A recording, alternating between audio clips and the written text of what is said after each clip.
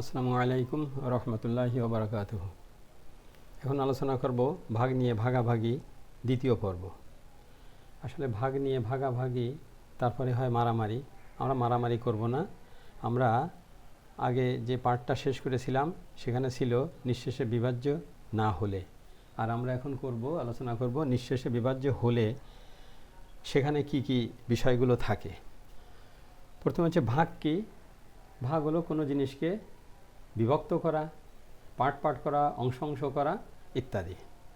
এই ভাগের মধ্যে যে জিনিসগুলো থাকে তা হলো ভাজক, ভাজ্য, ভাগফল ও ভাগশেষ।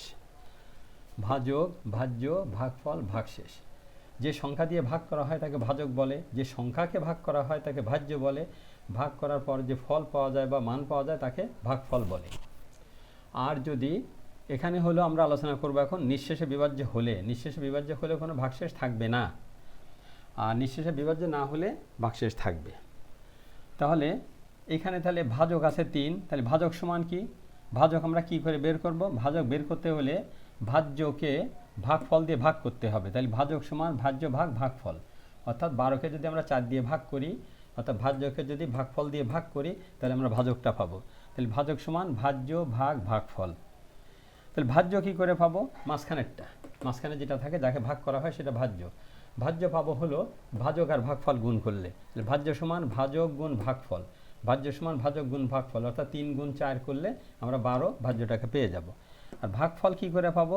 ভাগফল পাবো হলো ভাজ্যকে ভাজক দিয়ে ভাগ করলে ভাগফল পাবো। তাহলে ভাগফল সমান ভাজ্য ভাগ ভাজক। তাহলে 12কে যদি 3 দিয়ে ভাগ করি তাহলে 4 পাবো। 12 এখানে ভাজ্য, 3 ভাজক আর 4 ভাগফল।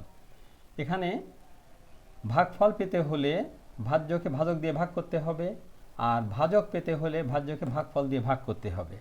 এই খুব সাধারণ জিনিস। যেমন এখানে আছে ভাজক 3, ভাজ্য 17 আর ভাগফল 5, আর অবশিষ্ট আছে 2। এই 2 হলো ভাগশেষ। এইটা হলো নিঃশেষে বিভাজ্য না হলে, অর্থাৎ নিঃশেষে বিভাজ্য বলতে যদি কোনো ভাগশেষ না থাকে তাহলে সেটা হচ্ছে নিঃশেষে বিভাজ্য হলে, আর নিঃশেষে যদি বিভাজ্য না হয় তাহলে সেখানে ভাগশেষ থাকবে। সেক্ষেত্রে হলো ভাজ্যকে ভাজক দিয়ে ভাগ করলে ভাগফল বের হবে এবং ভাগশেষও বের হবে।